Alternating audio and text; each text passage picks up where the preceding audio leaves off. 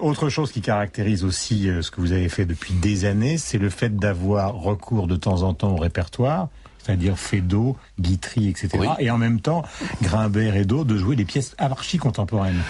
Enfin, en tout cas, d'auteurs contemporains vivant aujourd'hui, je ne vois pas pourquoi je m'en priverais, franchement. À un moment donné, il y a... Non, mais il y a des gens qui restent dans un registre. Oui, mais comme vous l'avez constaté, parce qu'on se connaît quand même depuis assez longtemps maintenant, je n'ai pas, comment dire...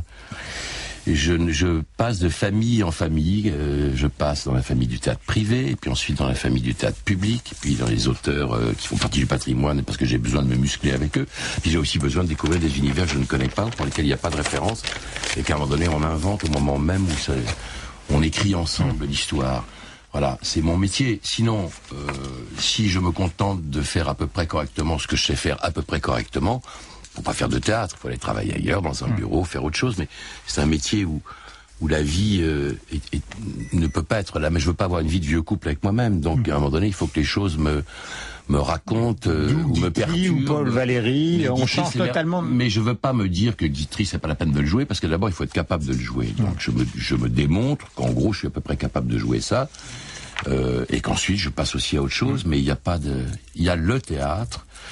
Comme disait mon camarade Marcel Buval, il y a le théâtre que ça vaut pas la peine, et le théâtre et on met l'auteur qu'on veut en bouche, je ne devrais me fâcher avec personne. Voilà. C'est un peu comme pour la musique, c'est pareil. Un mot sur, tout à l'heure je disais 2 mots, c'est réducteur, alors il faut quand même présenter l'auteur de Sentiments provisoires. L'auteur, il s'appelle Gérald Aubert, comme son nom ne l'indique pas, et pourtant il est bibliothécaire à Aubervilliers. C'est pas sa première pièce, il a beaucoup de talent, il a une vraie langue, il a un vrai regard sur le monde, il navigue entre un ton de comédie et quelque chose qui ne serait pas tout à fait de la comédie, ou alors de la comédie humaine. C'est pour ça que son théâtre est beau, il est à la fois éclectique, classique, et en même temps assez iconoclaste. Il y a tout là-dedans. On rit, d'ailleurs les gens rient beaucoup, et puis à un moment donné la pièce chavire et on rit moins, et en même temps on se fait attraper l'âme.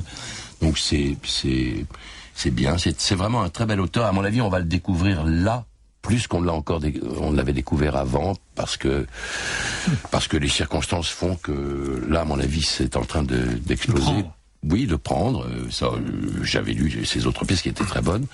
Et là, je crois qu'il y a une maturité, il y a quelque chose qui est de plus fort, qui est né, et je crois que le public le reconnaît.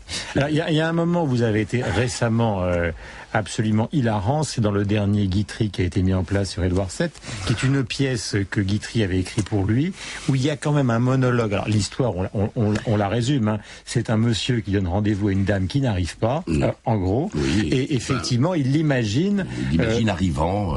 Voilà. On redonne le titre de la pièce. Faisons un rêve. Faisons un rêve. Et alors, la particularité de cette pièce, c'est que vous faites un monologue qui dure il y a un acte entier qui est un monologue au téléphone. D'une demi-heure, oui, quoi. D'une demi-heure, oui. Et alors ça, on fait comment pour ne pas être... Comment on fait pour apprendre aussi même simplement, ça c'est vraiment rien. Mais quand vous comparez après avec le texte, il y a pas de fausses notes, si je puis dire. Non, c'est vraiment. Pratiquement pas. C'est quand même impressionnant. Mais la performance physique, sauter sur les lits, insulter la fille, c'est le minimum. Sauter sur un lit, c'est le minimum.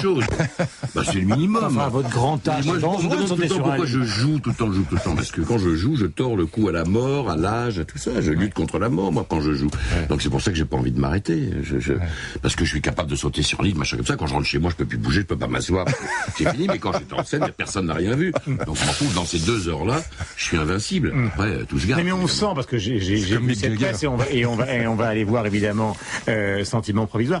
On sent quand même de votre part une jubilation extrême d'être seul sur un lit hystérique dans un costume 1920 face à un public qui tout d'un coup attend ça comme un solo. Enfin. Oui, mais c'est ça le bonheur du théâtre, c'est qu'à un moment donné, il faut bien penser que c'est Michel Bouquet qui dit ça. Les gens ne viennent pas pour vous voir jouer, ils viennent pour jouer avec vous. Alors une fois que vous savez ça, évidemment, ça change tout. C'est pour ça que c'est jubilatoire. Le cinéma ou la télévision, c'est très intéressant, c'est formidable, à Grenet ou d'autres, c'est magnifique. Mais c'est autre chose. Barrault disait, je préfère faire l'amour dans mon lit que par correspondance. Voilà, au théâtre, je fais l'amour. Malheureusement, aujourd'hui, c'est de plus en plus par correspondance. Oui, enfin, pas au théâtre. Pas au théâtre. Guillaume va nous raconter sa vie. Non, pas du tout, il n'en est pas question. L'expérience cinématographique qui vous a le plus bouleversé? C'est la rencontre avec René, parce qu'elle est majeure, et quand on traverse l'existence d'un cinéaste de cette envergure pendant 30 ans, forcément, ça laisse des traces, et heureusement d'ailleurs que ça en laisse. Il a toujours pointé le bout de son doigt à des moments même où je me perdais moi-même en tournant, en jouant des trucs qui étaient plus ou moins bien, plus ou moins pas. Et de temps en temps, il arrivait, il disait peut-être on pourrait faire ça, et hop, ça me lavait, quoi. Hein. Mais René, bien sûr, c'est mon père de cinéma, comme on dit. Et puis beaucoup d'autres cinéastes, mais deux.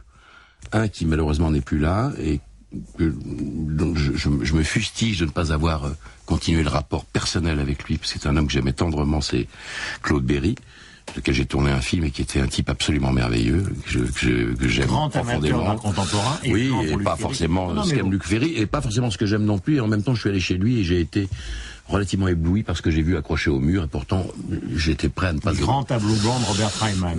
Voilà. Et puis Ami Cuistre, bonjour. Et puis un autre que je découvre sur le tard, mais qui était un de mes héros quand j'étais adolescent, c'est Claude Chabrol, avec lequel je viens de tourner. Et il y a le petit vieux des Batignolles qui va passer sur France Télévisions là dans 10 jours, et que j'adore, et qui est un type absolument brillant, d'une culture qui est absolument consternante, parce qu'on peut pas suivre, on peut pas croire ça, mais de tout, surtout sur le théâtre, sur la littérature, sur le cinéma, sur tout ce qu'on veut. Et puis il y a une manière de traverser la géographie de l'existence qui est absolument divine. C'est un galopin, et en même temps c'est un maître, quoi. Alors franchement, ça fait longtemps que j'avais envie de travailler avec lui, ça a failli se faire, ça s'est pas fait, là ça s'est fait, et je crois qu'on s'est trouvé, je l'espère, enfin je crois. Et ça, c'est comme découvrir un très grand auteur très tard, alors que tout le monde l'a lu avant vous, et tout d'un coup, vous découvrez, je sais pas, c'est comme quelqu'un qui découvrirait Stendhal à 55 ans, quoi. On dit, putain, mais pourquoi j'ai pas lu ça avant? Bon, bah oui, voilà. Mais c'est fréquent. Stendhal à 14, mais bon. Édouard VII, donc Bernard Murat à compagnonnage depuis des années. Là, on se retrouve donc avec François Berléand, avec Sylvie Testu. Oui. Donc un trio assez formidable. Magnifique. Édouard VII, Sentiment provisoire, Arditi, Berléand, Testu.